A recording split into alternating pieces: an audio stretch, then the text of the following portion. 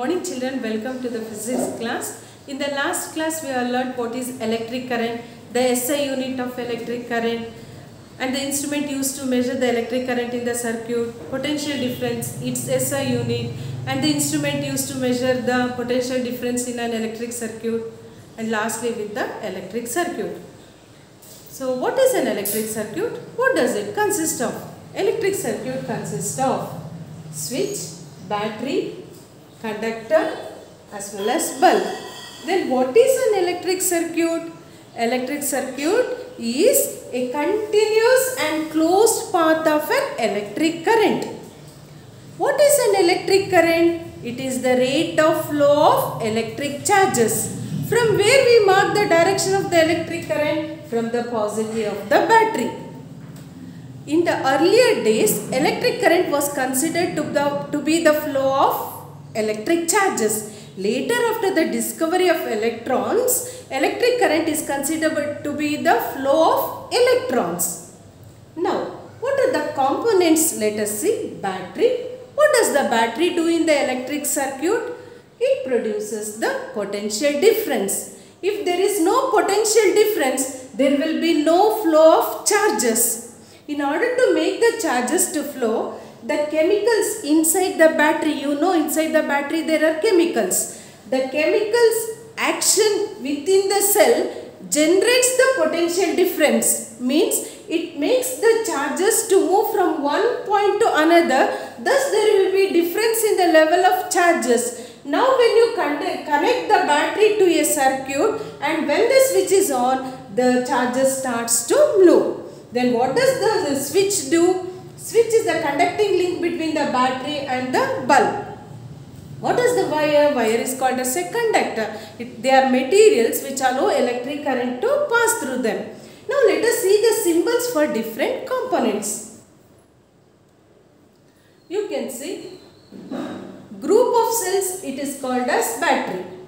Single cell you have to show with this symbol. Battery.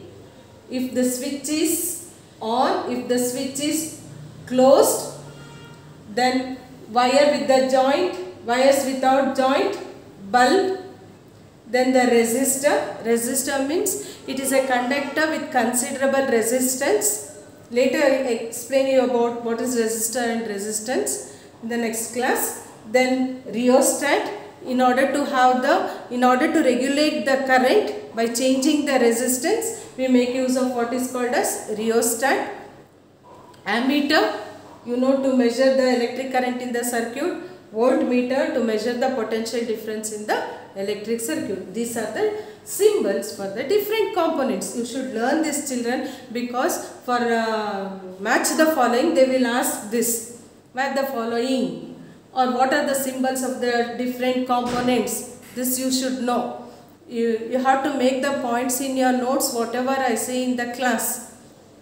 The best guide, once again I am repeating, it is your textbook. After I finish my class, you have to open your text and you have to go through it. Now, after knowing what is electric current and potential difference, the physicist starts to experiment to find out what is the relation between the electric current and the potential difference. In the year 1827, a German physicist, George Simon Ohm, he found out the relationship between the potential difference across the ends of a metallic wire and the current flowing through it. See, this is George Simon Ohm. He is a German physicist and a mathematician. He found out the relationship between the potential difference across a conductor and a current through it. So, and he formulated a law. It is called as Ohm's law. For studying Ohm's law, this is the electric circuit. What does the electric circuit consist of? It consists of a nichrome wire XY, and the nichrome wire is connected parallel with the voltmeter, and for current reading, ammeter is there, it is connected with the series.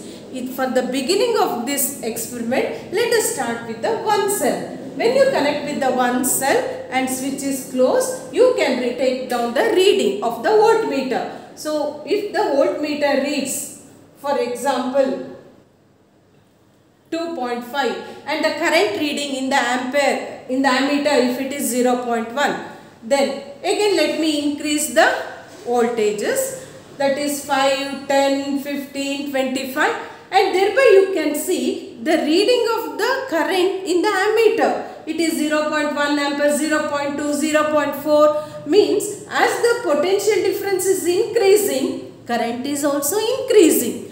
And he also found out the ratio of V by I, it was always constant. So he formulated his law called as Ohm's law, stating that the potential difference across the ends of the metallic wire is directly proportional to the current flowing through it, provided its temperature remains constant. Means as voltage is increasing, current is increasing. They are directly proportional. V is proportional to I. If you remove this constant, then V is equal to IR. What is R? R is a constant and it is called as resistance of the material. What is resistance of the material? It is the property of the material to oppose the flow of charges.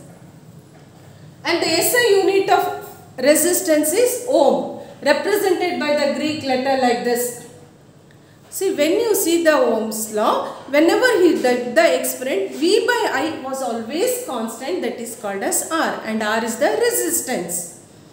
If the potential difference across the two ends of a conductor is 1 volt and if the current flowing through it is 1 ampere, then we say in the material the resistance is 1 ohms. When you say the conductor is 1 ohm, if the potential difference across the conductor is 1 volt and the current flowing through it should be how much? 1 ampere. By observing this equation of Ohm's law, we can understand that R is inversely proportional to I, means resistance is inversely proportional to current. As resistance increases, current decreases. As resistance becomes less, current will be increasing. So, if the resistance is doubled, what happens to the current? Current is half. So, in order to change the resistance and make the current to regulate, we make use of a device called as rheostat. So, what is rheostat? It is a device which is often used in the circuit to change the resistance. The same, all this electric circuit, Ohm's law, I will do with the experiment and I will show you in the next part, children. Thank you, children.